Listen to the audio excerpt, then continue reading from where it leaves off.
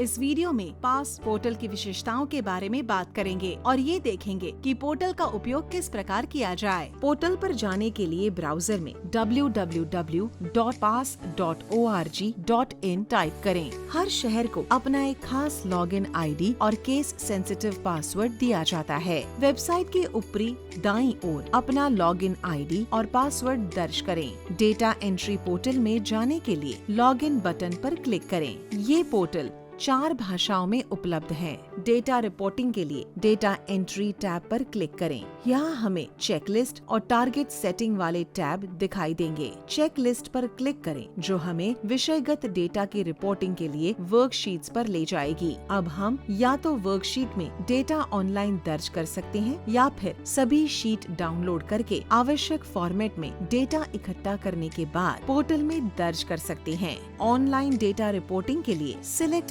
Financial year पर जाएं और ड्रॉप डाउन लिस्ट से वो साल चुनें जिसके लिए डेटा रिपोर्ट करना है। अब व्यू चेकलिस्ट पर क्लिक करें। चेकलिस्ट में 6 शीट हैं। General information, water supply, sewerage एवं drainage, solid waste management, ERI और रिलायबिलिटी। हर एक शीट में भरे जाने वाले डेटा को छोटे सेक्शनों में बांटा गया है। जैसा कि हम देख सकते हैं, हर एक डेटा एलिमेंट में रेफरेंस के लिए एक यूनिट और पिछले साल का डेटा होता है। सफेद सेल्स डेटा एंट्री के लिए होते हैं, जबकि पीले सेल्स वो डेटा दिखाई देता है जो सिस्टम द्वारा स्वतः रूप से कैलकुलेट होता है। यदि कोई शहर पहली बार डेटा भर रहा है तो पिछले साल का डेटा दिखाई नहीं देगा। किसी एक सेक्शन की डेटा रिपोर्टिंग पूरी हो जाने पर हम सेक्शन के अंत में सेव बटन पर क्लिक कर सकते हैं। यह सुनिश्चित करने के लिए कि डेटा इंटरनेट कनेक्टिविटी समस्या के कारण खो न जाए। हर एक सेक्शन के बाद सेव करने की अनुशंसा की जाती है। शीट में सारे एडिटेड डेटा को सेव करने के लिए हम सेव ऑल पर क्लिक कर सकते हैं। दर्ज किए गए डेटा वैल्यूज में किसी भी गलती को उजागर करने के लिए पोर्टल में 3 प्रकार की अंतर्निर्मित